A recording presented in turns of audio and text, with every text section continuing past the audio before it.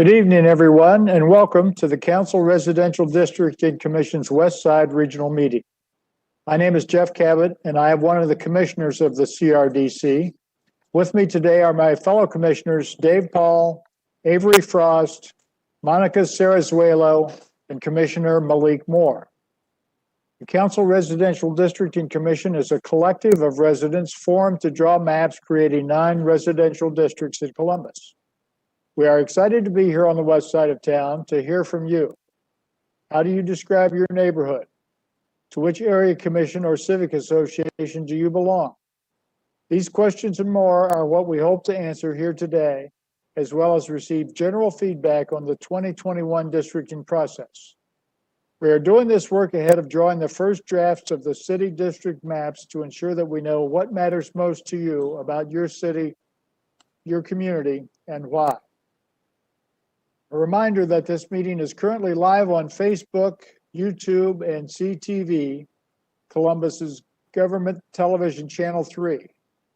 We will have time for WebEx attendees to speak later in the meeting, but if you are viewing through Facebook or YouTube, please write your questions and thoughts in the comment section. We will be including those comments in our overall feedback.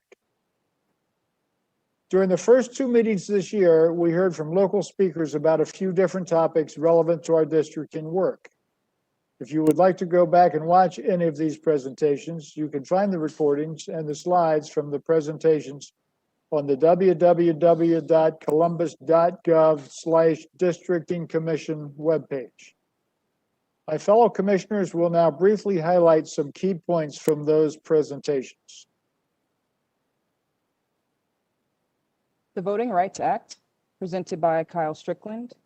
The Voting Rights Act requires our city's districts to be drawn fairly, considering the racial makeup and diversity of the proposed district. Gerrymandering, aka hacking, is something to avoid in our work. We want our districts to be proportionate to the electorate.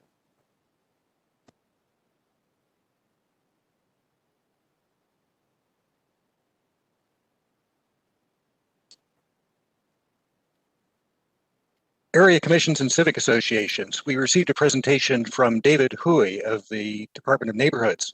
There are currently 21 area commissions recognized by the City of Columbus and supported by the Department of Neighborhoods. There are also hundreds of civic associations, block watch groups, and other organizations throughout the city. These organizations serve as catalysts to change not only their neighborhoods, but also to create change at City Hall and beyond. We also heard a presentation on Columbus growth patterns presented by Kevin Wheeler and Mark Dravilis. Redlining and the construction of the interstate system drastically altered some of our neighborhoods, specifically neighborhoods of color, the effects of which we can still be seen today. Columbus has grown substantially and continues to be one of the fastest growing cities in the Midwest.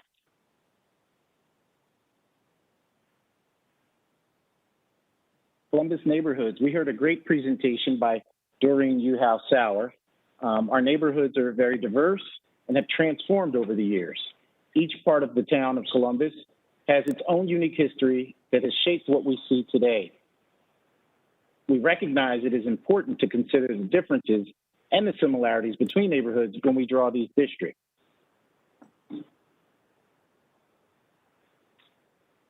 And again, I want to echo that you can view these presentations in full on our CRDC webpage.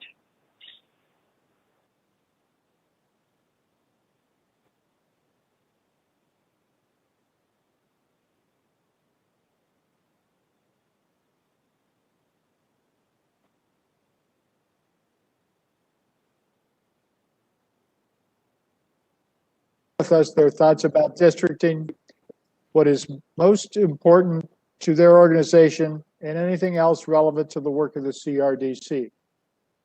First to speak is Kristin Mckinley with the West Iota Area Commission. Ms. Mckinley? Good evening, everyone. I only have a few thoughts about the redistricting. I'm the chair of the West Iota Area Commission, and our area is very, very diverse and does include the new quarry project as well, which will encompass some parkland and some higher end apartments as well as single family townhomes.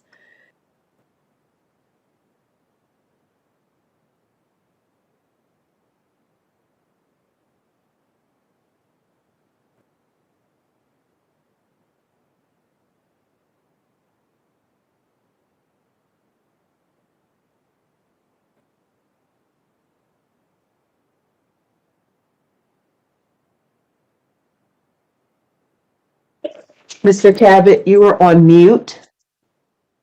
You've Well, been somebody unmuted. else put me there because I didn't. Yes, sir. You have to mute when you're not speaking. So you're unmuted now for you to continue.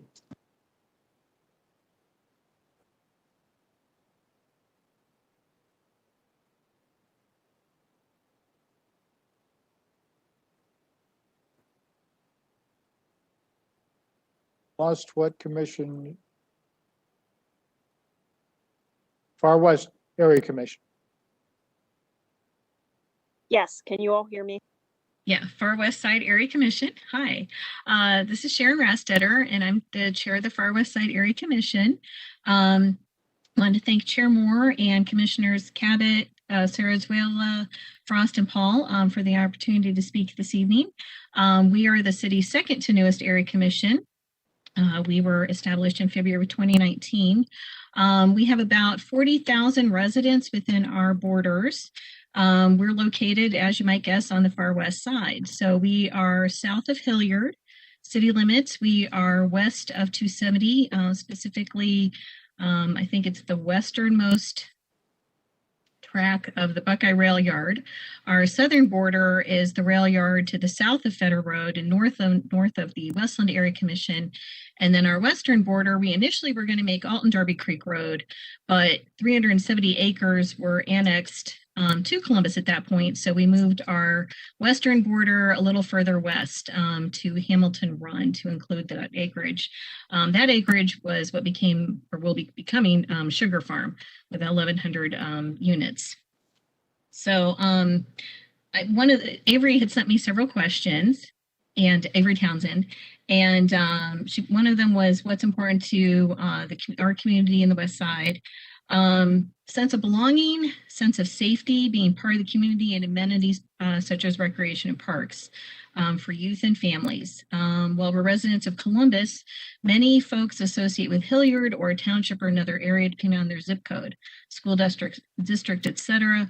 We're kind of in a no man's land where Columbus we're not included in a lot of things because we're so far outside the city, like with the interstate, but at the same time, we're not included with Hilliard or the townships because we're Columbus. If you asked any school child in one of the local schools who's their mayor, they probably aren't going to guess the Columbus mayor, Mayor Ginther, or a council member because they're more familiar oftentimes with Hilliard or sometimes the townships. What we would like to see is more communication from council. And of course, we hope to see that with this redistricting. Issues we're concerned about and what's going well. What's going well is seeing the Renner-Traby Mckinley corridor study and that the survey for more improvements and hopefully tying that in with Vision Zero and the city's urban forestry master plan. Also going well that we have an area commission. For many years, of course, folks out here haven't felt like they've had much input or any consideration by Columbus. And it's often a surprise when something's built or something's happening and we find out later on. So now we get to find out sooner. Concerns, traffic and safety. We have two intersections that are regularly in WARPC's top 10 for Central Ohio, as in the worst. Hilliard Rome Road and Trabu Renner, and also Hilliard Rome Roberts. Those tend to trade back and forth on that. We also have Roberts Road at Spindler and Frizzell, which is the scene of many an accident. And then also Walcott and Roberts, and all aspects of Walcott tend to be an issue as well, especially as more high-density residential apartments are going up, and also an asphalt recycling plant that's going to have upwards of 50 or 60 asphalt-laden trucks coming and going per day. Other concerns are crime and that public safety services aren't keeping pace with residential growth. We've had more than 1,000 residential units, high-density residential units that have come online in the past 5 to 7 years, but they were on commercial property as extended stay hotels, except that they're apartments. I think many of you are familiar with this. City Council put a stop to allowing that in manufacturing districts a few years ago, but it's still on commercial property. We discovered 2 years ago that MORPC doesn't include any of those communities when they are planning for residential growth because they're on commercial property. So that's kind of a concern there. And then also many of our residents, even though we're in Columbus, if they have a fire, Norwich Township provides services oftentimes. Very rarely do we see a Columbus truck out here. Also, there is very little parkland with all of the accompanying growth. What oftentimes happens with the apartments and the extended stay hotel apartments is that the developers, in lieu of including any parkland on site, pay the fee, and then that is put into the city's general fund or general Recs or Parks funds, but doesn't come back here. So what we're finding is that for youth and families, there's very little park space. For the parks we do have, there are no shelters. I should say there's, I think, 2 maybe shelters in a couple of neighborhood parks. But the larger parks, there are no shelters. Spindler Park has a shelter, but Spindler Park is a sports park only for private soccer clubs. Anyhow, what we are hoping to see with this growth is that with this commission is that and moving forward is that, you know, having council members who are familiar with the area. I know our liaison was surprised when she's come out to our meetings that it's only a 15-minute drive to downtown Columbus. So we have a lot of folks who live here who either drive to downtown or ride the bus. We'd love to see more CODA routes out this way, and also sidewalks to help people get to CODA routes, sidewalks to get to the stores. Again, lots of residential growth, but without, you know, following along with the city's complete streets programs, that kind of thing. So we're looking forward to being a bigger part here, I guess, with Columbus moving forward with this, and having a council member or two perhaps helping to represent us. Thank you.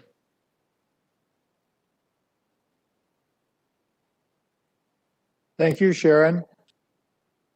Next up is Rachel Wenning from the Greater Hilltop Area Commission.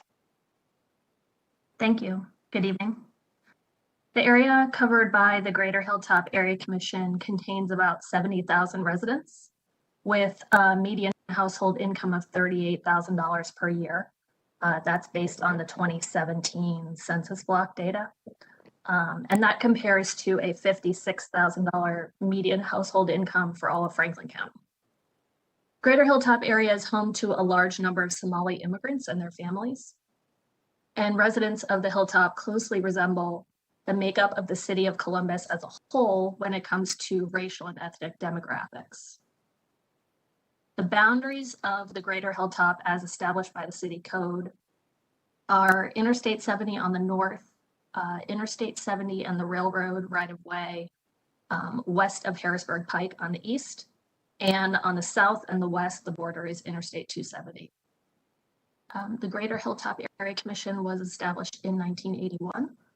So this is our 40th year.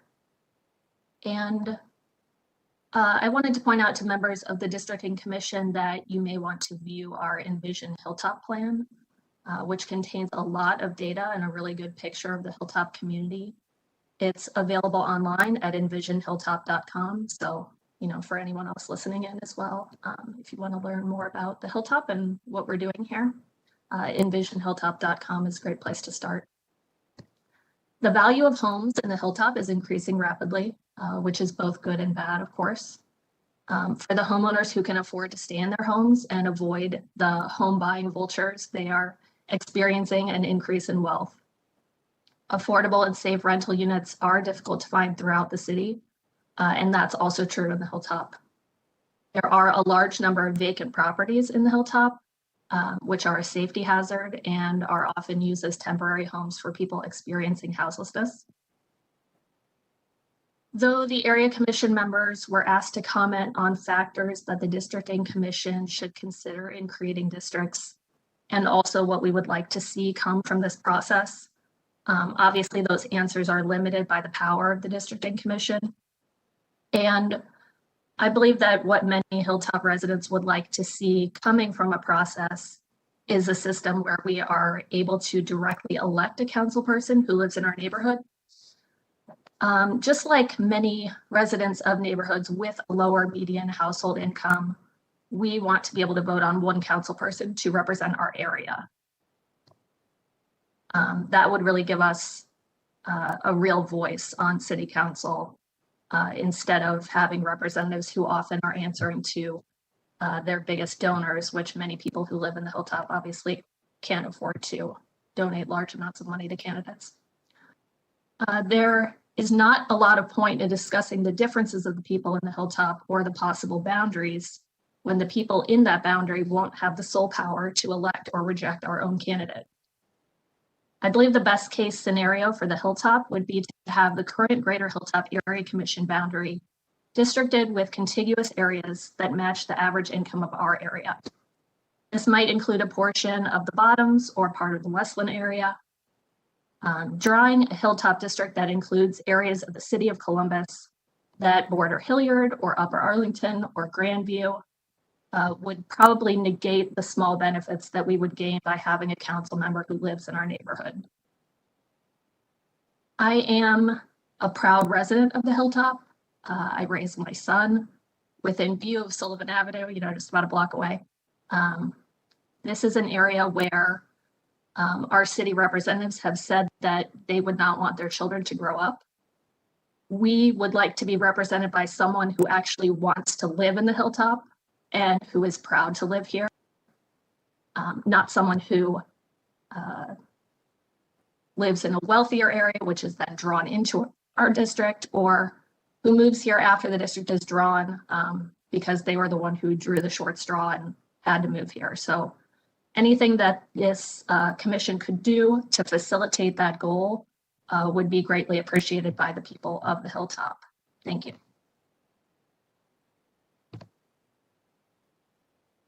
Thank you, Ms. Wenning. Next up is Zach Gwynn with the Franklinton Area Commission. Good evening, representatives. Thank you for allowing me to join you. My name is Zach Gwynn. I am the Vice Chair of the Franklinton Area Commission. In response to the questions that we were offered, first I'd say, so Franklinton, everything west of the river, northernmost street would be McKinley Avenue, and then we go all the way west to 70. South, it's Mound Street, and then some of the housing and area just east of Cooper Stadium. That would be South Franklinton. So what is important to the Franklinton community and the West Side? I'd say, residents of the West Side take a great deal of pride in the extended history of Franklinton and the West Side and the vibrant communities that have existed here for centuries now. Franklinton residents are excited about the new developments that have occurred over the past few years, but there is also a lot of concern about maintaining and preserving affordable housing and support for our longtime residents. And as many of you are aware, some parts of Franklinton and the West Side have not seen the development and improvements that other parts of the area have seen, and it's very important for us to recognize those needs. Franklinton residents have some of the lowest life expectancies in the state, and as we're aware, the Greater Hilltop has experienced significant challenges due to lack of resources. The city is well aware of the challenges, and it's just extremely important for our community that we place focus on improving outcomes for residents. And we think that means improving mobility access, infrastructure, helping our elderly residents age in place, programming at the community level for recreation centers, and activities that allow our youth to be engaged with.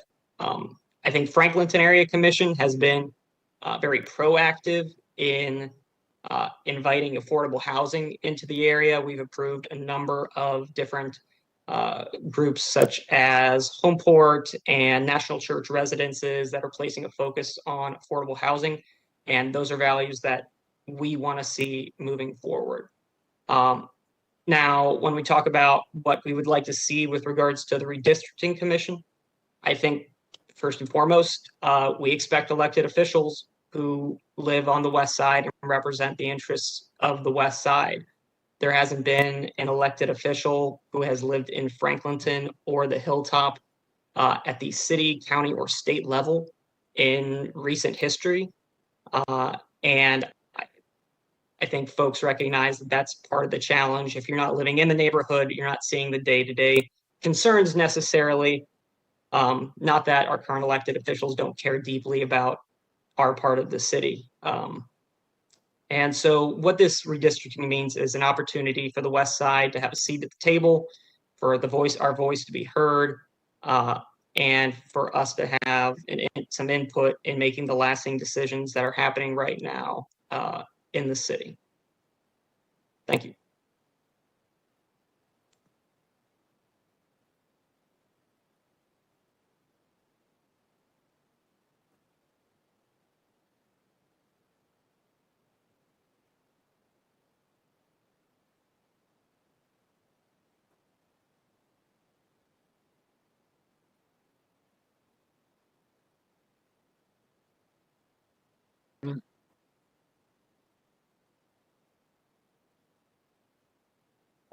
So thank you, area commission representatives. We appreciate your comments. Do any of the council residential districting commissioners have any questions for our panelists?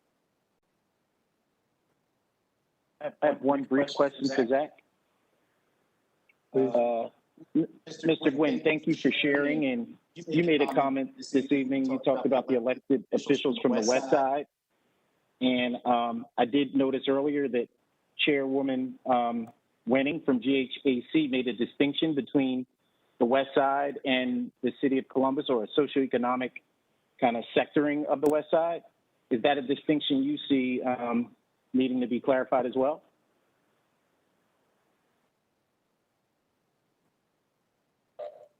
I'm sorry, could you elaborate on the question? Yep. So Chair Wenning from GHAC, she shared that her concern would be that the west side could be divided up in a way that there'd be people from a socioeconomic background that wouldn't be representative of her section of the Hilltop. And she requested that we look at that distinction, intentionally making a request that it not be some of our wealthier partners that are labeled as the west side, that would also be the voice of the west side. She specifically asked that we try to look at a way of making that socioeconomic distinction. And with all you mentioned about the history, and I think you referenced the term, you said centuries in the west side and Hilltop. I didn't know if you define the west side as the same way she did, or if your west side might include that area of Hilliard that we heard from earlier as well. I don't want to exclude any part, the west side. I think if historically you look back, there are a lot of folks who are residents of Hilliard who have histories in the Hilltop, residents of Grove City portions that are in Columbus that have histories in the Hilltop, and obviously lots of Hilltop residents have histories in Franklinton. But what I would say is that I agree with Chair Wenning regarding Franklinton and Hilltop having kind of a shared history that makes sense to maintain those boundaries. And then obviously with your population requirements, population-wise, it also kind of makes sense. Thank you so much for that clarification.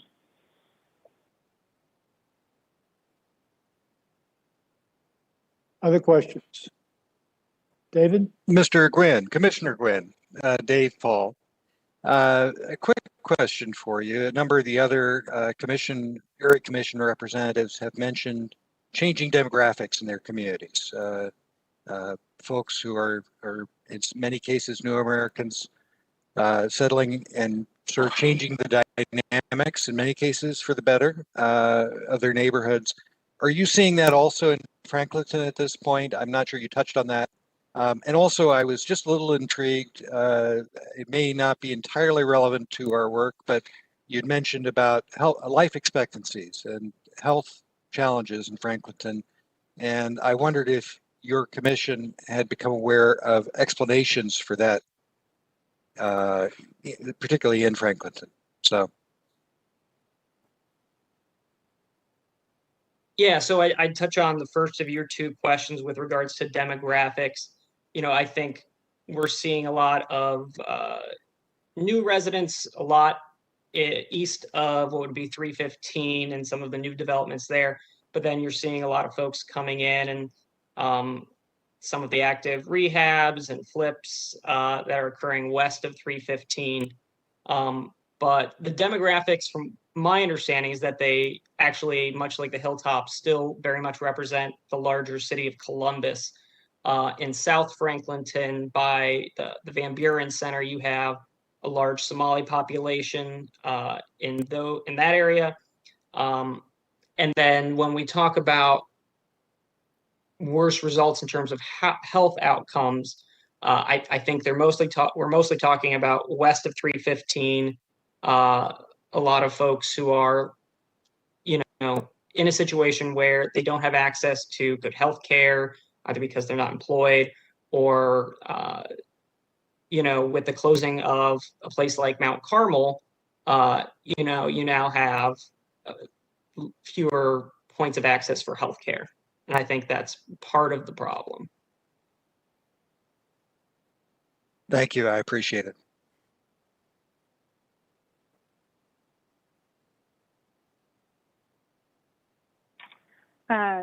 Good evening, commissioners, and thank you all for being with you. I guess I have a general question to all of you on the west side. I know Chairwoman Wenning had mentioned, you know, the large Somali population, and so did Mr. Gwynn.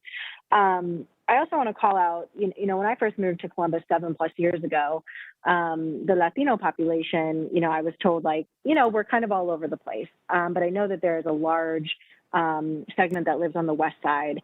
So talking more about new Americans on the west side, you know, from your seats that you sit on, how would you kind of describe their engagement with, you know, the area commissions? Are they involved? Do they come to you for things? Do they attend meetings? I just want to get a general sense of kind of the community involvement.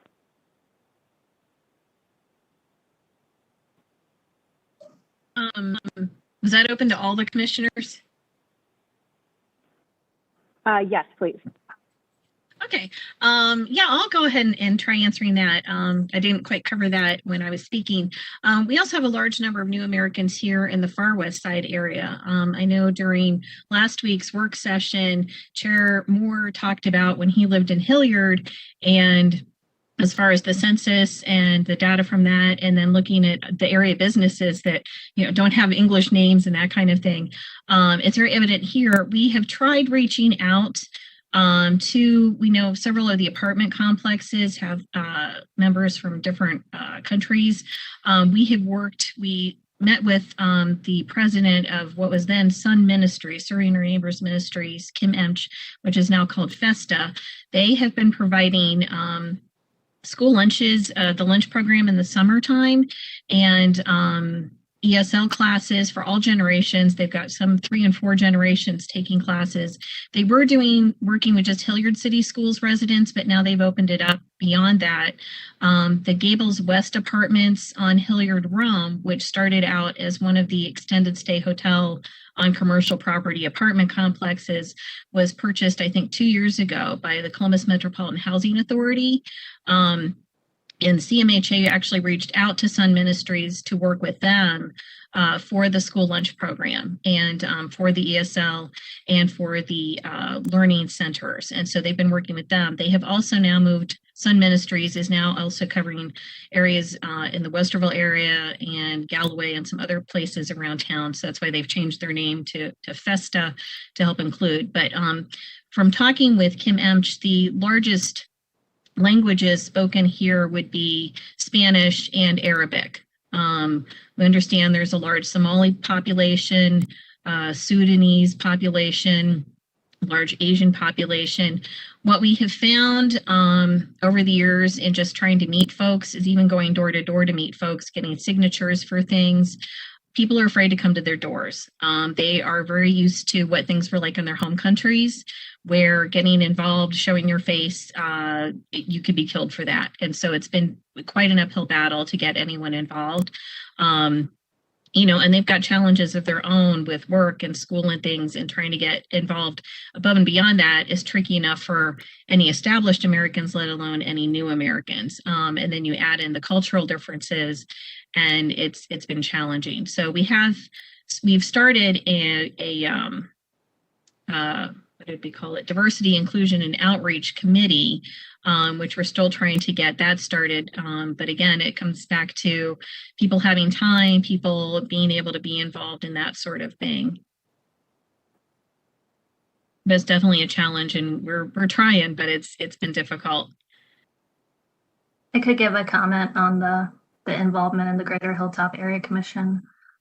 We do have at least one commission member, Aiden Mohammed, who is a Somali member of our commission. He is a coach of the Hilltop Tigers, which are a group of soccer teams, and they're very active. You know, they've won a couple championships recently, which is great. And so he just recently joined the commission.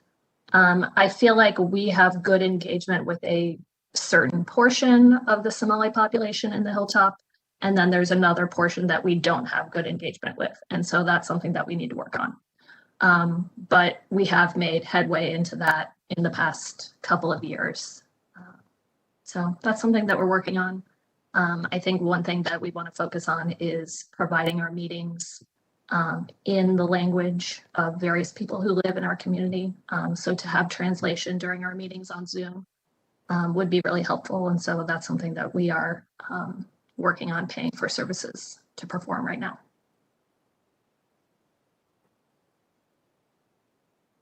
Thank you.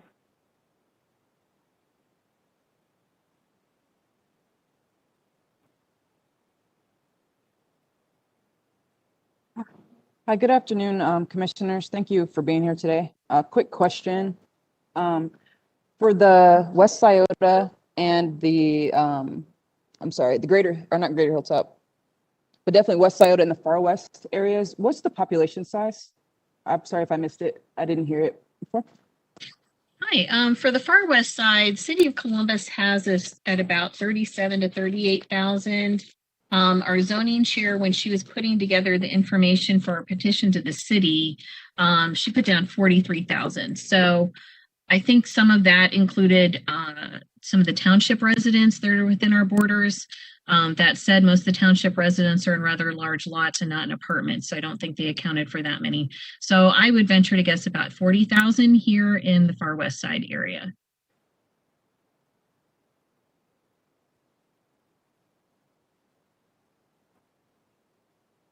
Great. Thank you. Next, we're going to hear from, I'm sorry, were you finished?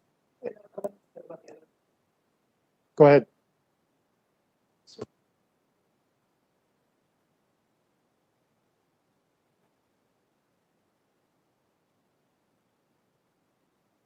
What was the Franklinton population? I apologize, I missed it. Franklinton's population? I believe we are around 20 to 25,000. Don't quote me on that though.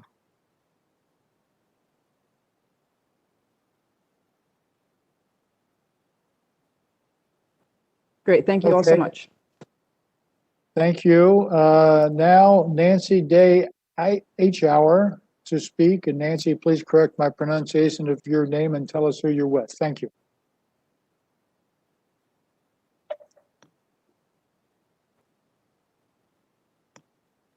It's Nancy Day Hour, like awkward.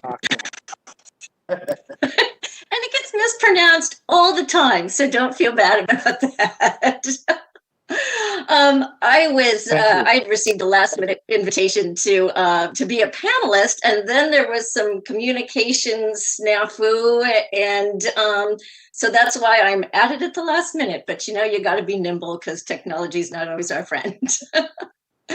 So I do represent the Westland Area Commission, which we used to refer to ourselves as the Far West Side, but now we have a Far West Side Area Commission. Our community is, we share a border with the Hilltop, and we are often thought of as being part of the Hilltop, but we're actually a different community. We are predominantly suburban, but we're also agricultural and rural. We're part of the Derby Accord. So our situation is very different from our friends on the Hilltop that we get put in with all the time. We are in a multi-jurisdictional community. We are intermingled with Prairie Township, which makes things very challenging on our side of town. A lot of people think the West Broad Street corridor west of 270 is in the city of Columbus, but it's not. Actually, a lot of the really nice things in our area are in Prairie Township, not in the city of Columbus.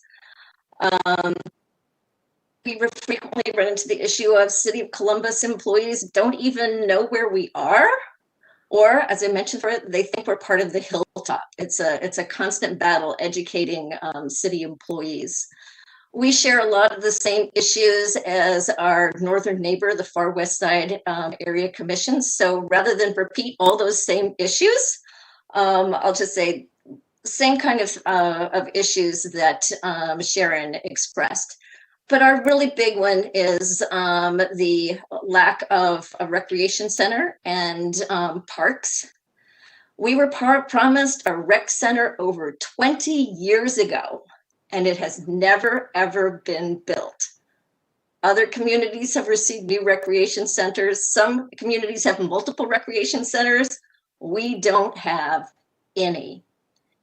We have very few parks. What we have are usually either just grass or grass with a small child's playground.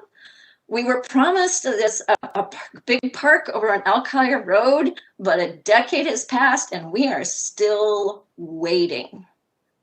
We have no recreation programming for our children. Families have to go to Prairie Township or Hilliard or Grove City for recreation, and then they have to pay the premium non-resident fees.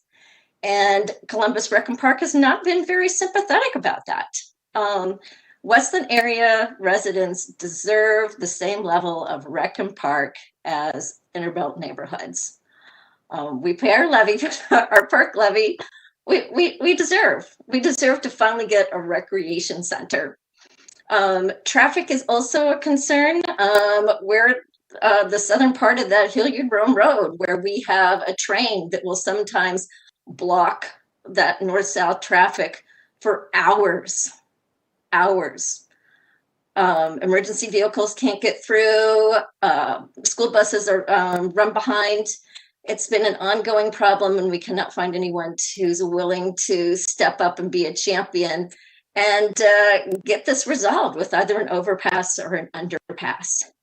And we feel that the reason why our issues get put on the back burner or totally ignored is because West Side doesn't have representation on city council. We need people at the table who make the important decisions, who can be the voice for the needs of the West Side, both my West Side, but also the other West Side areas that each have unique individual issues and that need to be addressed.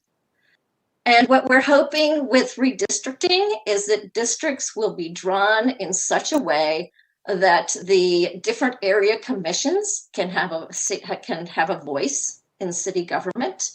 As was mentioned by other representatives, you need to have those districts made up of communities that have things in common. I have friends on the Hilltop. I love the Hilltop. I go to the Hilltop all the time, but our issues are different. And so if you were to put Westland with the Hilltop, it wouldn't make sense. Westland with Far West Side makes sense. We have similar issues, but it wouldn't make sense for the Hilltop to be with Westland.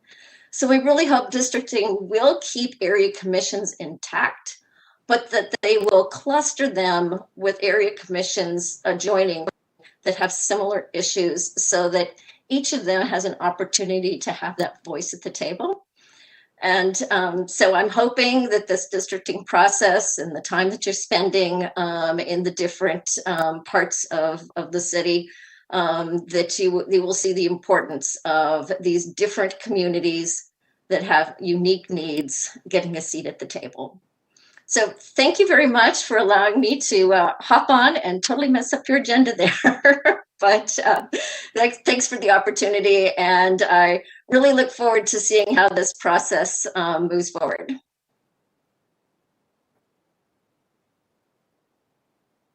Thank you very much, Nancy. We appreciate your comments.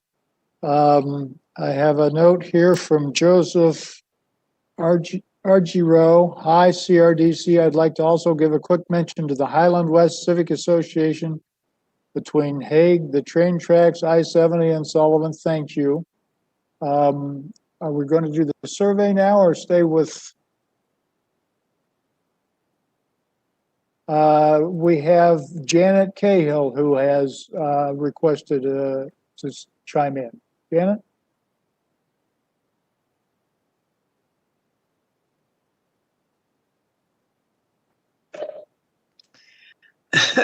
Thank you. I too am on the Westland Area Commission. I'm glad that Nancy got to jump in there. I kind of got stuck down here as an attendee, but I echo everything that she said. I'm born and raised in the city of Columbus. I was raised on the hilltop, so I understand their problems. And now I'm further west out at the far edge of the west side. I remember when the city of Columbus stopped at the Great Western Shopping Center, and that is the last recreation center that was built in 1965 on the west side, and that is Westgate Park. So there's a lot of need further out here, children with nothing to do, no basketball courts, no recreation center, no planned activities unless they go pay for them. And then, you know, the lower income youngsters, that cuts them out totally. So I agree that we need to go back to a system where we have local representation. Like when I grew up, we had our area council people, and then they reinvented the wheel and it went another direction. So I'm glad that you're doing this work to get the areas, the local different and varying communities represented, and wish you well. And thank you, Nancy, for your great job representing the Westland Area Commission. Thank you, Janet. Late breaking news.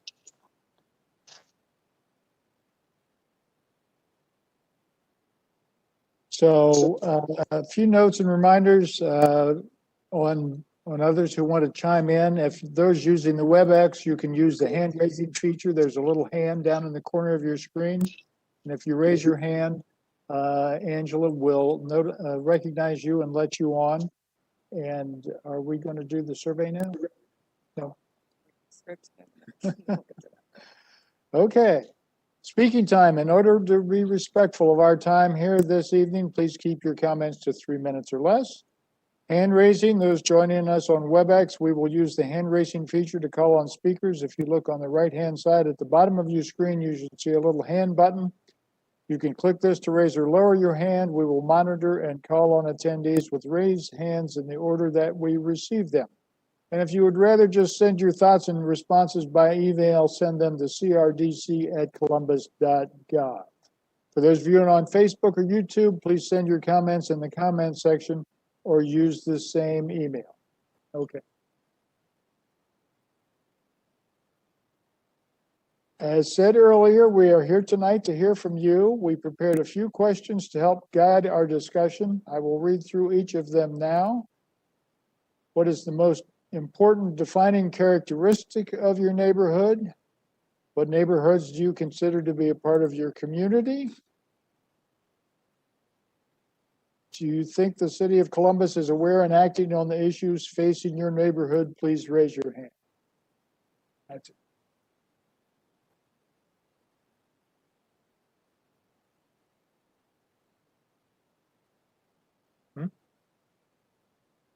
Ashley Hoy, go ahead.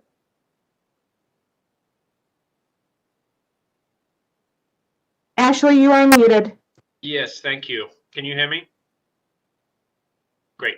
I represent the Western Area Commission, and I'd like to thank Nancy and Janet for participating today. I echo all their thoughts, and we need representation, and we need more parks and rec out this area, and there's it's got to be high priority, and I just wanted to let you know that the Western Area Commission begins at 270 and goes west. It does not include inside 270. So just so everybody knows. Thank you for your time.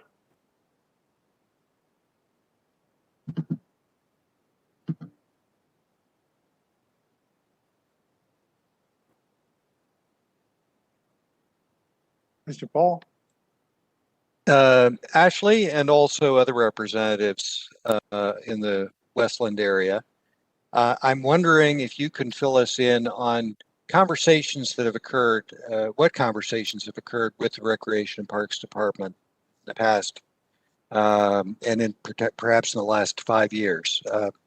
I'm a former member of the Recreation and Parks Commission. Of course, we've had some changes in terms of leadership there, but I know that there has been an effort to create new recreation centers, to distribute them equitably and fairly throughout the city, but obviously that may not have happened in your neighborhood. And just wondered if you can share with me when you've made contact, how you've made contact with the department. Briefly, again, that's obviously not our primary purpose in being here, but I'm curious if you could share with me about that. Yes, this is Ashley Hoy. I'll speak first, and then Nancy may be able to chime in. So we all had a photo opportunity with Mayor Mike Coleman about 15 to 17 years ago, and I think Nancy was there and other people on the Western Area Commission. And the photo op was to say, congratulations, you're going to get a rec center out here on the west side. That never happened, and we're still waiting. And we have become squeaky wheels, and still nothing. So any help is much obliged, and that's why we're here today to make our voices heard. Our chair of Park and Rec, Sean Thomas, isn't here this evening, and he's the one that has the record of all those conversations, and yes, the different people that has been over time, and all the various different efforts that have come along. So he's the one who has the actual details on all the different times and all the different conversations that have been had. But yeah, going way back, Mayor Coleman. It's been going on a long time, and but it's also one of those things where communities shouldn't have to be a squeaky wheel. The city should be looking and go, wow, here's an entire area commission that doesn't have a recreation center. That's pretty obvious. And to actually be proactive, it shouldn't always be the squeaky wheel. Sometimes the city should just step up and say, hey, there's obviously a need here, and do something about it. Thank you.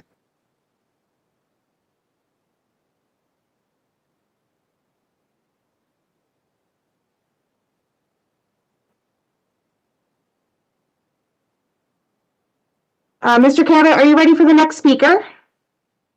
Yes. All right. Next we have Zerka Abid, and we are unmuting you now. Good evening, everybody. This is Zerka Abid, and I serve on Hilltop Area Commission. I am also founder and executive director of My Project USA that serves refugee and immigrant community. Our pantry just alone served 36,000 clients during COVID pandemic last year. We serve Hispanic and Somali Bantus and all other refugees, immigrant, others in the Hilltop area.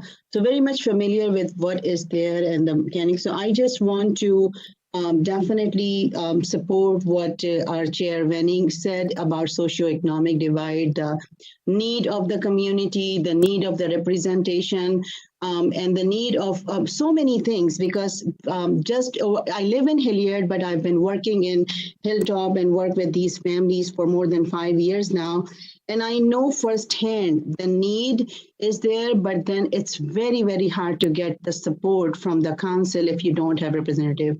Even though we are lucky to have Councilmember Elizabeth Brown and other council members who looked for what was going on in Wedgwood and they helped and supported us, so we were able to address the gang and violence issues. But when you really look at the representation and need, I support what Chair Wenning said, what Mr. Goin said from the Franklinton, and I do want your commission to really look into making sure that this area gets their own representative that could be elected, and they live here and they understand and deal with the consequences when things are not being done. Because unless somebody deal with the consequences, things are not going to get done.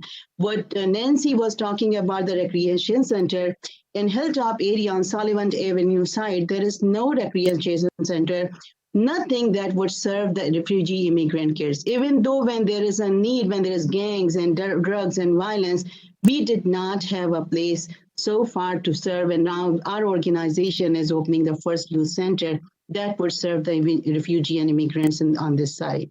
So I really appreciate your leadership and thank you so much for what you're doing, and looking forward for a really good, solid, results for this commission work that you are doing. So thank you.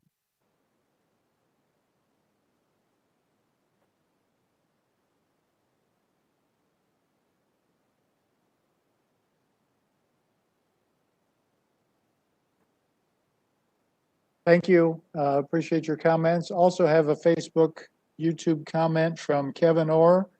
It is important for me that consideration is made for candidates to be able to run for office without having to do a lot of fundraising to pay for the campaign. I think the city should cover the costs. Also support maintaining borders of area commissions and clustering them around similar issues as has been shared by the commission reps today. Do we have anybody else raising a hand? Yes, next we have Janet Cahill. Janet, I am unmuting you now. Thank you. I was trying to respond after Nancy spoke. Yes, I'm on the Westland Area Commission. I spoke with Columbus Recreation and Parks and Kathy Spatz in 2019. The city did purchase when Ashley talked about that photo op.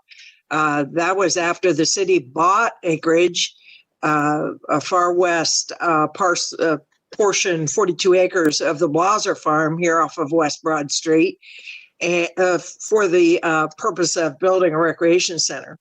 And then I called in 2019 to find out why nothing's being done. And I was told that Prairie Township's taking care of the needs of the people on this end of town. And they had no plans to do anything with the land.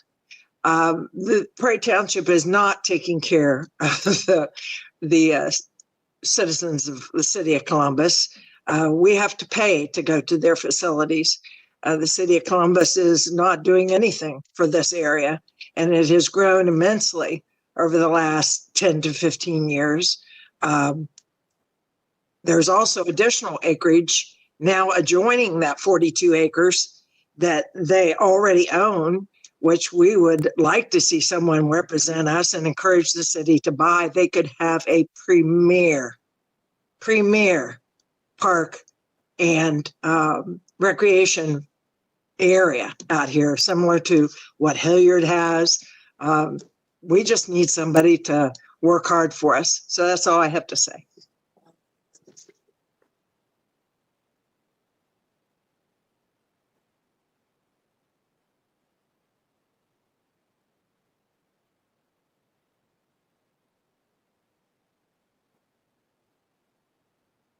Other hands raised. Jeff, I just unmuted you. You were muted for that. Sorry. So to say again, H. Havoc posts, please keep communities of color and low income intact so they have a voice. David Paul has a question. It was a question, perhaps also a comment or a suggestion. Even as we're discussing changes in the way we elect our city council members, and I understand what your thoughts as to why having representation in your neighborhood, someone from your neighborhood, would be important.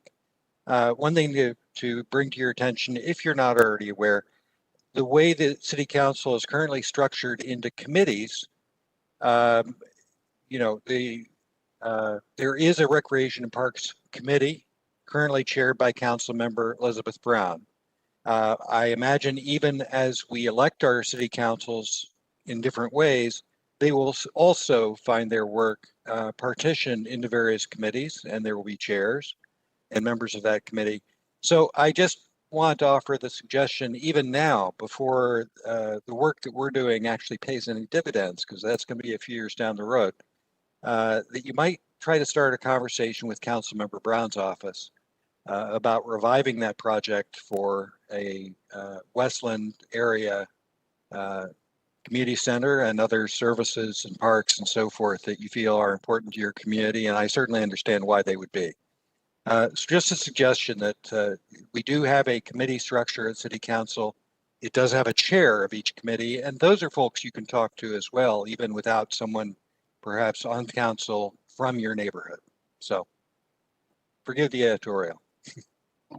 Thank you, David. Kevin, can I ask one quick question to Sure. our commissioners from the Westland Area Commission? Could one of you just remind us the number of individuals who fall within, who reside in the Area Commission, and then if you know specifically the number of Columbus residents that fall within the Area Commission?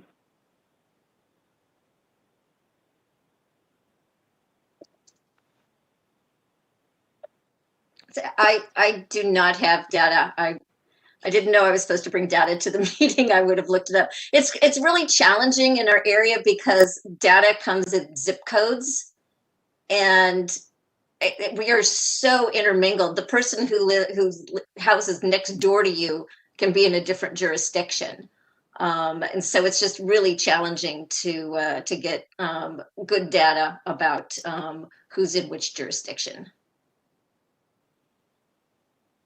And of course, the Department of Neighborhoods, Division of Neighborhoods has all that information for us too. We can go there. Okay, attendees, one last time, if you have comments or questions, click the raise the hand button in the right-hand corner of the screen. And we'll come back to that. But before we finish up the main discussion this evening, we have a short presentation from Nia Walters, in-house counsel and legal analyst for the City of Columbus City Council, to teach us about the residential districting survey that we are promoting in conjunction with our weekly meetings. Nia, the floor is yours.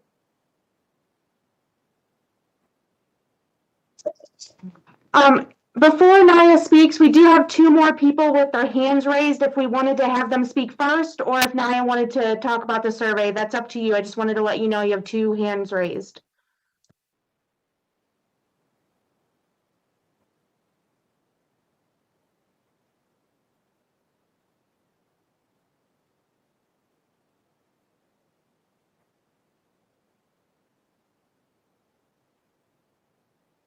Lucy, we're going to go with the two hands that were raised, if you would.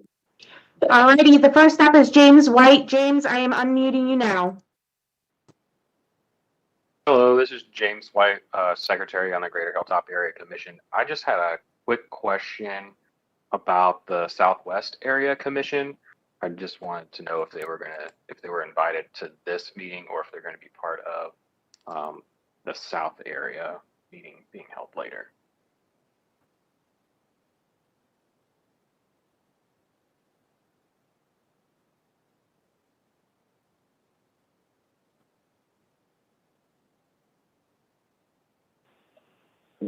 Mr. White, the Southwest is slated to be in our next, when we go to the South Side to hear community members from the South Side, sir.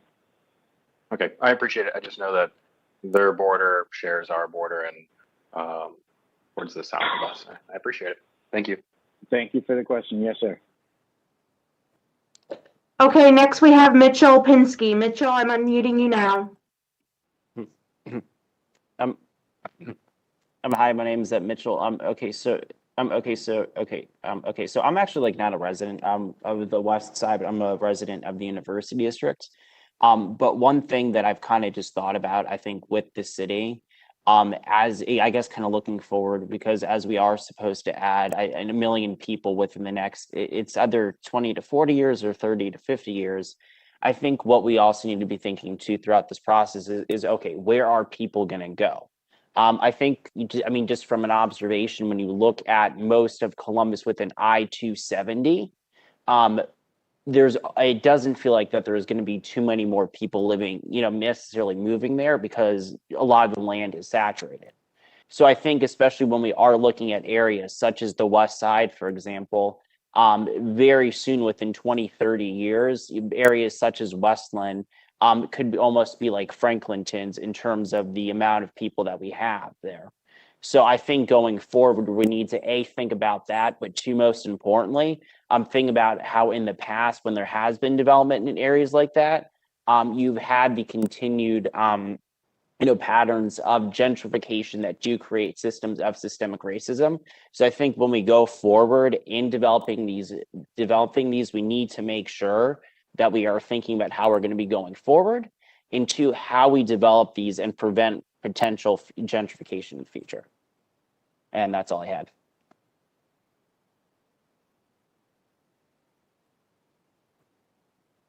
Thank you. Okay, Naya, you're up now about the survey.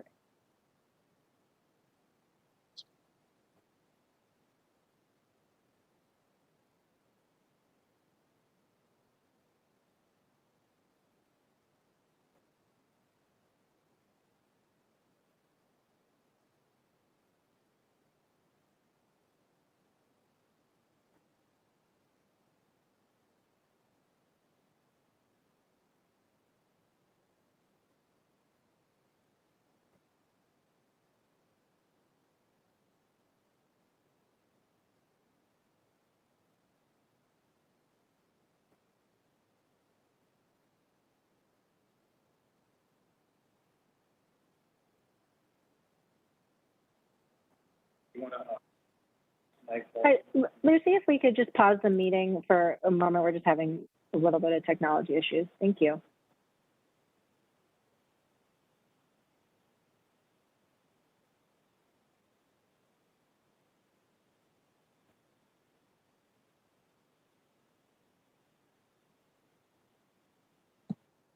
Okay, everyone, can you hear me now? You can. Okay. Sorry about that. My audio cut out. So yes, as I said, I'm Nia Walters. I am the project lead for the Council Residential Districting Commission. And tonight I'm going to talk to you about our survey. This survey is designed to solicit feedback from you, our residents, and to get feedback on what you think is important for the CRDC to consider when they are drafting the maps that will produce the 9 residential districts for council. This is a historical moment for our city, and we cannot do it without hearing from the voices that matter most. The survey consists of general and specific questions around districting, as well as demographic information. There are a couple ways that you can easily visit our website or the direct survey link to get access to this survey.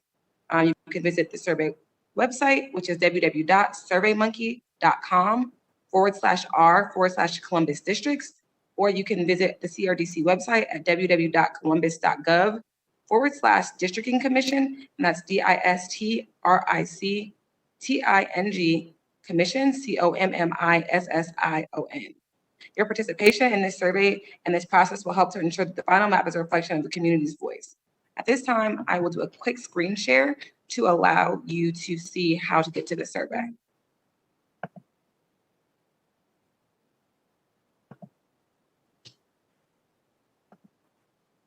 Miss Angela, can I have screen share access, please? Yes, just one moment. Thank you.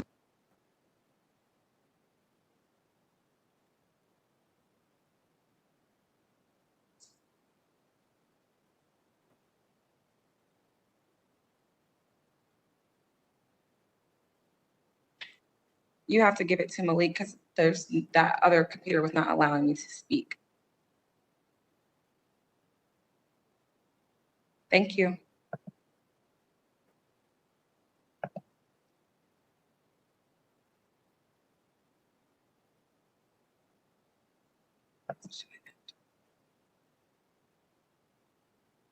So if you look here, you can see the survey. Again, that's surveymonkey.com/r/Columbus districts. And in one moment, I will share the other web page.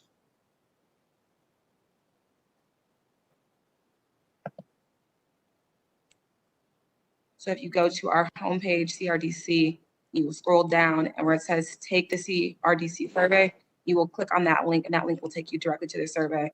It is so helpful when you are able to fill out this survey. It shouldn't take you very long, but this information will help the commission as they go forward in drawing the districting maps.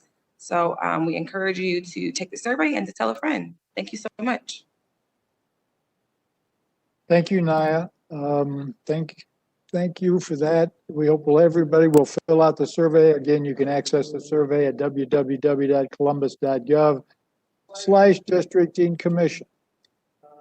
Thank you to our community members for your engagement in this discussion tonight. We have completed the community discussion portion of our meeting and will now be continuing on with a working session. We invite viewers to stay on, but want to share the following information before we transition into the working session.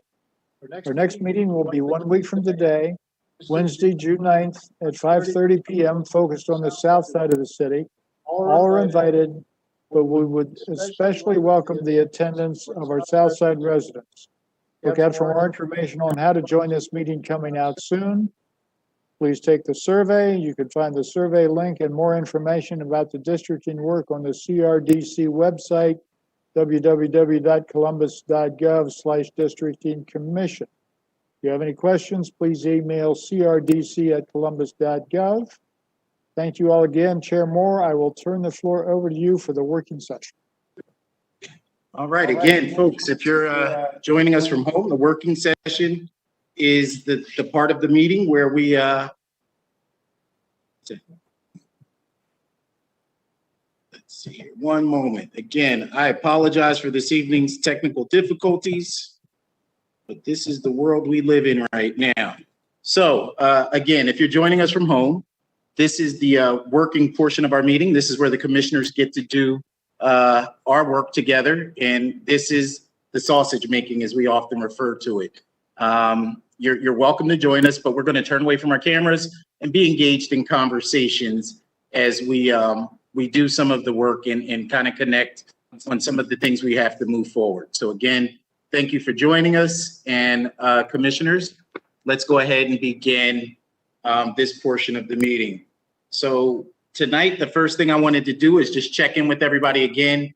Last week, we had a conversation around the GIS mapping tools and the ESRI tool. And I just wanted to see if anybody had any additional updates or requests they need of our council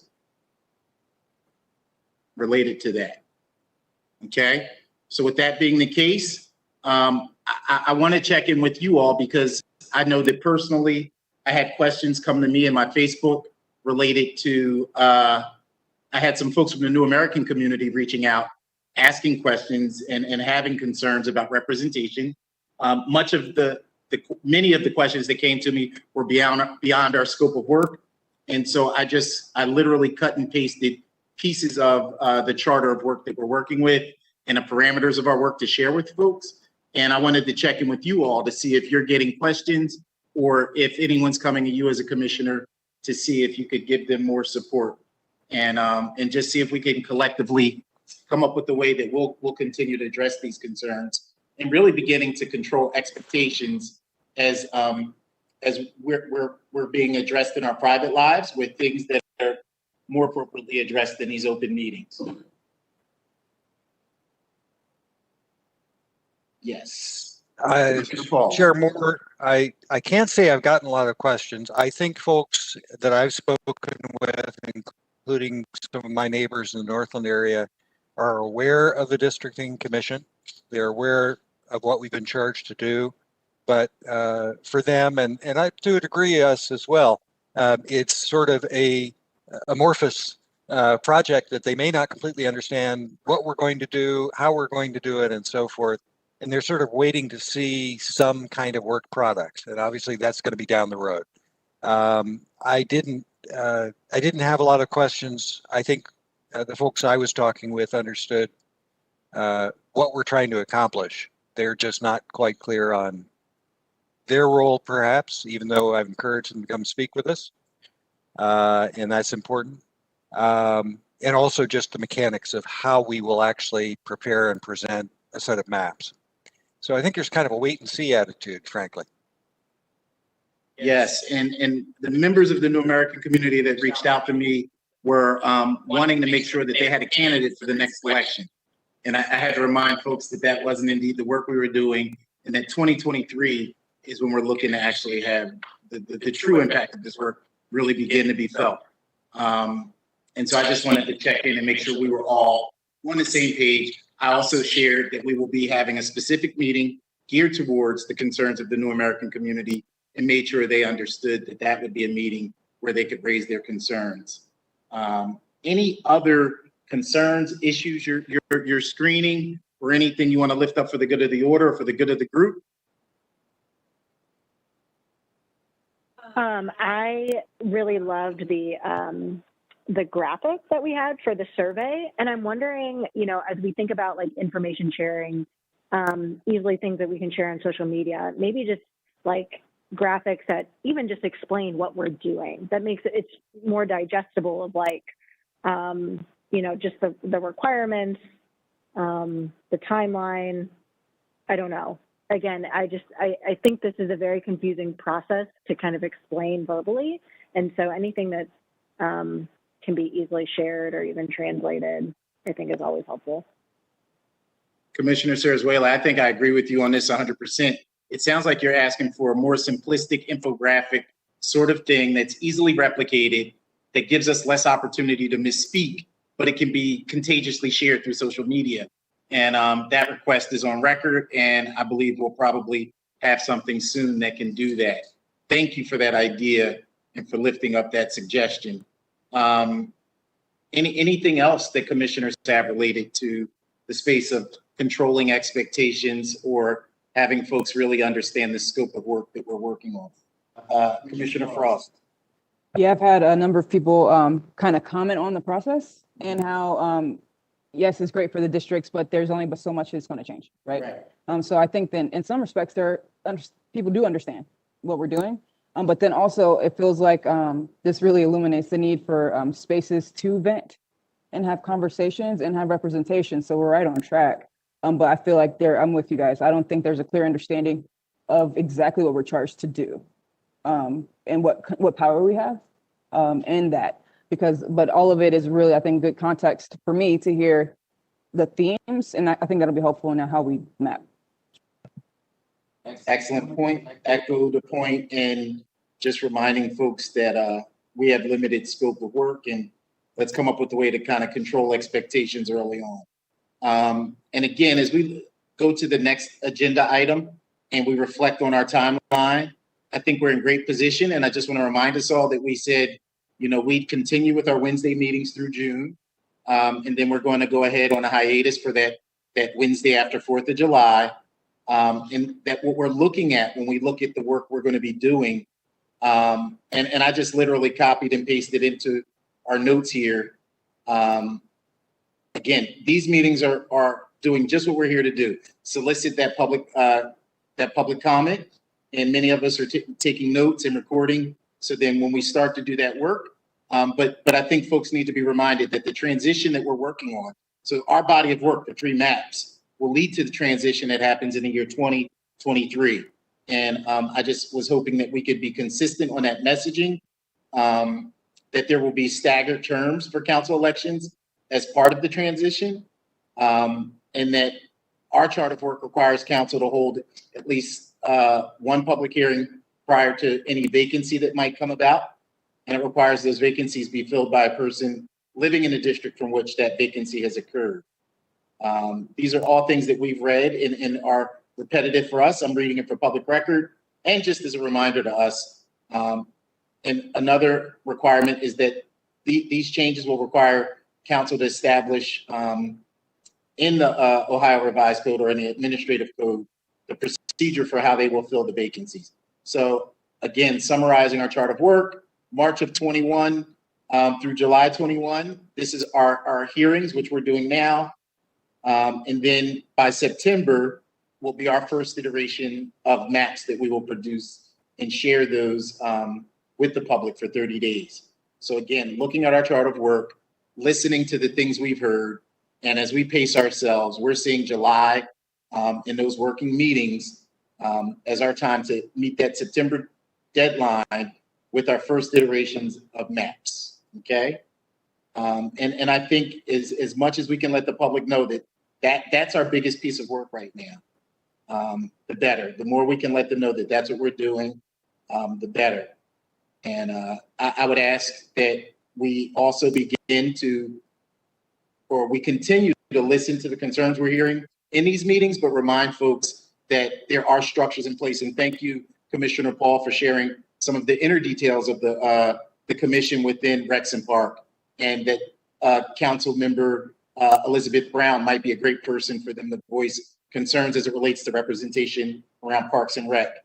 And as we continue to meet, we will elevate the names and the offices of people where we're hearing concerns. And as much as we empathize with the concerns we're hearing, as much as we relate to the challenges folks are sharing with us, many of the things we're hearing are beyond our scope of work.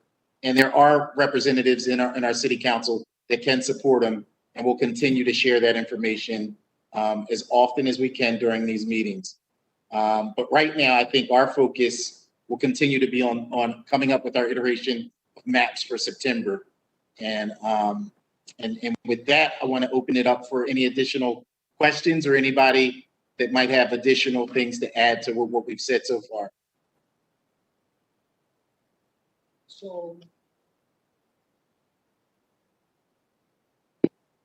So I think we're just leading people astray a little bit when we give them questions to answer as they prepare for this.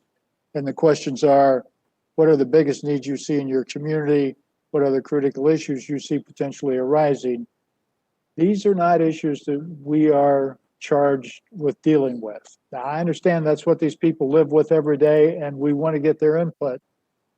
But I think the more important questions are, what are the most important defining characteristics of your neighborhood? What neighborhoods do you consider part of your community? So I think if we can steer it more geographically than problems with City Hall, we might have a less expectation creep, less mission creep. Can we volley this? Can I throw back something at you? So my thought is, if we ask the direct question, I don't know if every time people would be prepared to answer it. I do think that some of these more nuanced questions have helped us to get to the answers we really want. And I think we also see some of the areas that are nebulous, like some of the boundaries I'm hearing on that Westland Area Commission and the Far West Commission. Some of those boundaries seem a little nebulous. And so I think if we just ask them, they might not be able to give us an answer. But as we hear the descriptions and how they define their neighborhoods, it seems like parks are a great way that people are defining their centrality.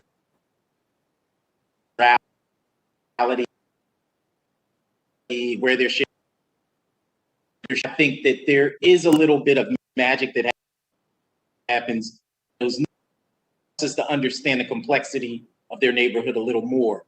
Anybody else have any feedback or thoughts related to that? I saw Commissioner Frost, and then did I see you as well, Commissioner Paul? Let's go round robin. Yeah, I kind of fall in line with Commissioner Cabot on this one because some of it is a little subjective. It all is subjective, first of all, right? But I feel like as far as what we're tasked to do, like I know personally, I'm not as familiar with the west side or the north side as I might be with the east or the south. And so I kind of have a feel for how the neighborhoods are fit, but I didn't get a great understanding of it for the west side. And so like, I need to see a map. I need to see where the neighborhoods are so I could put these things on, like match them, because they're like streets that I don't know and those kind of things. And so like, but the population number is important to me. The racial, the socioeconomic information is really important. So that when we're talking about how we're bunching people together, we're like doing what they're asking, because they said specifically, there's some parts that are different economically that I wouldn't have known. I'm like, oh, they're right next to each other. Like, that's perfect. And when we're having to do these maps in such a constrained way, we kind of need that data, but we also need the subjectivity. So I hear what you're saying, but I kind of need for like the panelists at least to give us like stats. That's where I'm coming from. I almost feel like you said you agree with Commissioner Cabot, but your answers sounded like it reflected that the questions we're asking have gotten us closer to the nuanced answer. No, I think that I'm just talking about the panelists specifically. Right, I know that the community is going to comment, but for the panelists who are coming as experts of their neighborhoods, I need like demographic information. Right, but the questions we're asking aren't the issue. I do think that some of the questions are the issue. What are the critical issues? Unless we specifically kind of narrow into what issues subjective, like where we're talking, I think what critical issues is real broad. And so we're going to get. So you're saying the answer to the question of the critical issues, someone might be talking about a neighborhood that's not theirs. Is that what you're saying? That, or it's like, I totally get the idea or the issue with the rec centers or not having a rec center or the kids having stuff to do. But when we're talking about mapping, I don't see the straight line to it. Like, I'm just talking about how I'm framing it for me. What I'm talking about, like we're drawing the maps based on, because those issues specifically are something that an elected official might handle, but we're not the elected officials. All right, and so again, we're just having a conversation. So prior to tonight, I honestly believe that what's the rec center on Broad Street? What's it called? What township is that? I did think that it served that community. It's a Prairie Township. I was under the impression that beautiful new rec center was something that the people in the Westland area could cross the street, go in, and it was their home recreation center, right? And I also thought that people who lived out near Spindler Park and Hilliard would go to the Hilliard Y. I'm not saying my thought was the right thought. Tonight, through asking the questions we asked, I learned that they don't go to the Hilliard Y because that's an additional cost, and that they're already paying a levy that is a Columbus City levy.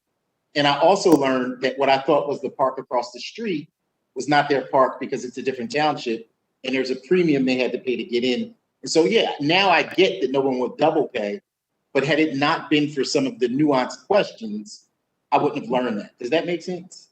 Yes. Because to me, that was their rec. They were both their rec centers. And if we ask them directly, how do you define your neighborhood? And they told me 270 to this road to that, I wouldn't have known that there is an invisible barrier between them and the thing right there within their boundary. I get it. I'm talking about physicality. I think we're just looking at the same thing just from different angles. Like, yeah. And so, I think we continue asking the questions, but the physicality of the maps, in addition to these questions, help these to make sense. Commissioner Paul, you were next in the queue. Please.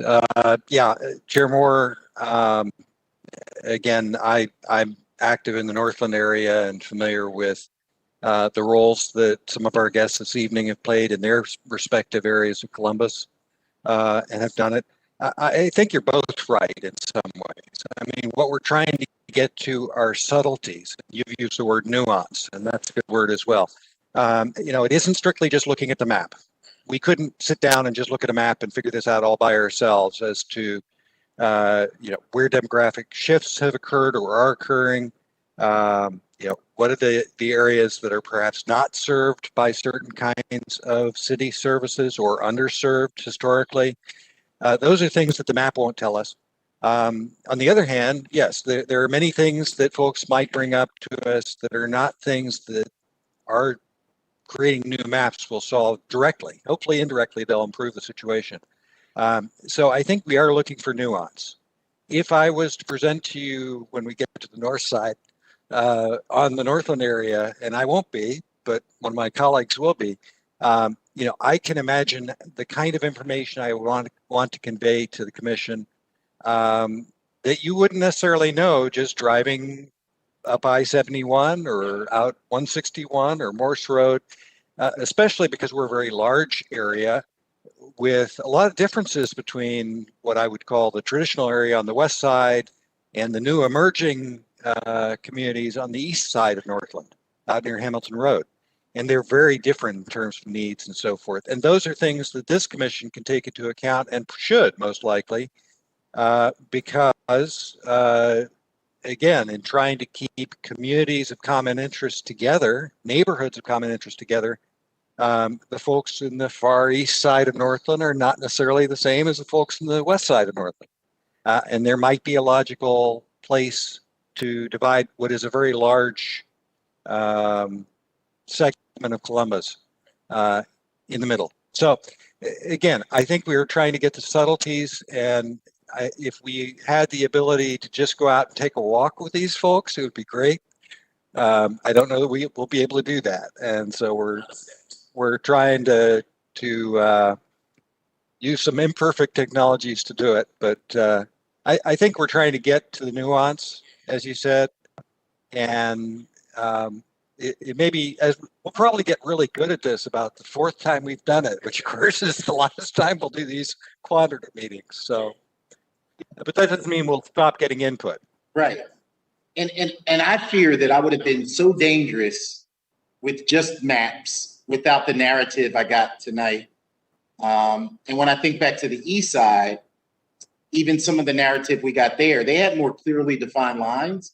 But even there, hearing the narrative of how they interpreted their presence in Columbus and how they viewed, whether it be right or wrong, just their reflection on who they are, who their community is.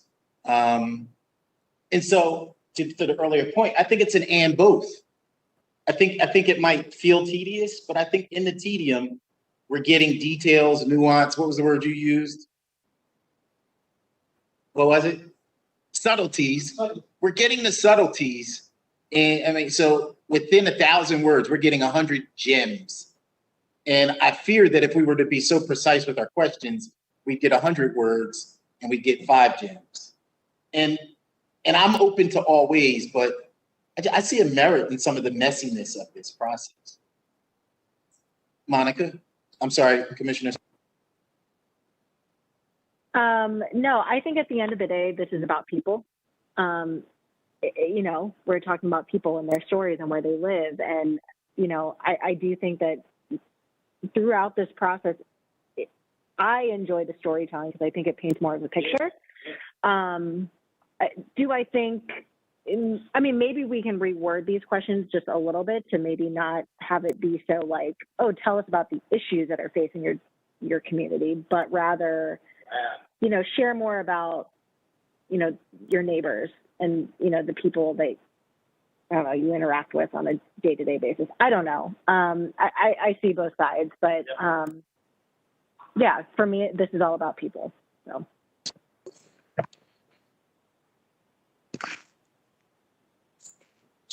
We're not hearing you online, by the way. Okay.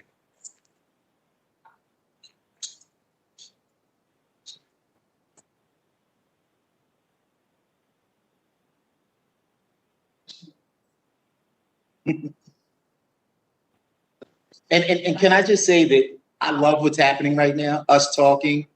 And this kind of alludes to the next point. I feel like as a commission, we're just beginning to hit that gear where we can agreeably disagree and push back. And this is the magic. And so I think that if we were to make this last part of our meetings a little less camera focused, a little more food centric, we can get down and have some fun. This process should be fun, right? And I want to open it up to us. How would we feel about inviting food and bringing a little bit more of collegial casuality to these meetings, the meeting after the meeting? Again, we're online, it's public record, but I want us to get to know each other, not be threatened when we push back with each other, and build this energy that once we put pen to paper and Avery says, Commissioner Moore, you totally forgot that this district is 38,000, and then we say, oh yeah, you're right. And we can keep it moving. And I think that's going to be the thing that helps us to really gel and do the work. So what do you guys think? I see a nod yes from Commissioner Saraswella. Yes for food. Dave Paul's an anti-fooder. Is that what it is? I'm not an anti-fooder. I'm bashful about eating on camera, first of all. Right, right. And of course, the scheduling of our meetings, some folks may not have had dinner yet. So we'll be eating in front of them. I don't know how. No, just for the meeting after the meeting. The meeting after. Okay, very good. Yeah. Right? So that we can kind of let our guard down and be less formal. This is us. This is a process meeting. This is on so that we can honor the beauty of being an open democracy. Sure. It doesn't mean that we go without a meal from 5 o'clock to 8 o'clock. And it doesn't mean that we can't be productive and still like to eat. I'm in. Right? I've had the luxury of getting to know you in other circles and Avery as well. But until I break a piece of bread with Commissioner Cabot, he's just the guy that disagrees with everything I say. Once we both agree that we like hummus, then now he's my buddy. And so I'm just looking for a little process boost. Commissioner Frost? Saraswella? Paul? Cabot? Scotch? Well, I don't know how Scotch ranks. I will never ask you what's inside your cup. I've never asked Commissioner Paul what's in his iced tea bottle. So, all right. So again, we're going to add a little bit more of informality. And I think just this right now, this is when we talk. It's an open meeting, but what other things are we concerned about? Let's talk. Yes. Before we move on, I did have one more thought about our questions. I do think we probably got more useful information in response to the question. I don't have a question from me, but it was basically worded to say, what is it that you hope our process will help you achieve? As opposed to what are your issues in your neighborhood? I think that speaks to what Commissioner Saraswella was saying, a little more positively slanted questions, get more of the meat. I think when I think about the answers we've gotten and where we got them in the conversation, I think that's when those gems, as you call them, started coming to us, was when they were telling us what they anticipated the benefits would be of the districting process, as opposed to just saying, what are your issues? Because there are lots of issues in neighborhoods, and we know that. And there are many that we will not be able to have a direct impact on. So. Noted. Great point. So what is it that you hope to become from our time together as a commission? Yep. And you were about to say something, Commissioner. I was about to say something that I only heard about 10% what the testimony was tonight. I don't know if I got a bad computer. I mean, it's been working. Yes. I actually did end up using the hotspot on my early on. And I was disconnecting from Glenwood from time to time and reconnecting. I mean, I don't know if So a little more tech work. Do I need to buy a new computer or what? But is that a problem for anybody else, or is that only me? I've had bandwidth issues at other times. Yes. Yeah.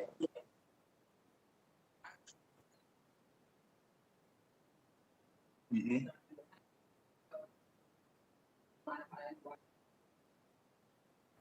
Mm-hmm. So I'm assuming I'm competing with all these other computers for bandwidth, and my computer's not as strong as yours, so you're pushing me off. I wonder.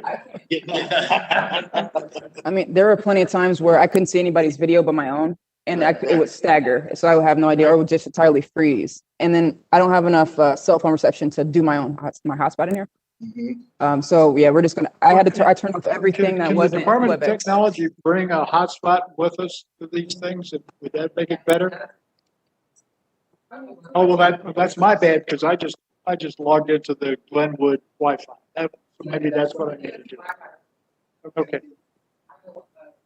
Now there's a state button. That's right.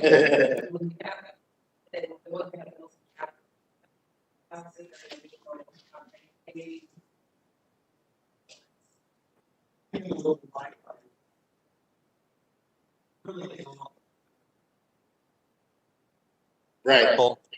And I don't know if Then when you get the technology, callers in. I don't know if technology has bigger box or not, but if we could ask them. Okay. Appreciate All right. Well, thank you all for your work. Thank you all for your willingness to kind of be vulnerable as we challenge our limited beliefs. But we know that the work we're doing is for the good of our community. So with that, I bid us all adjourn. Have a great week. See you all next Wednesday. Thank you. You're saying.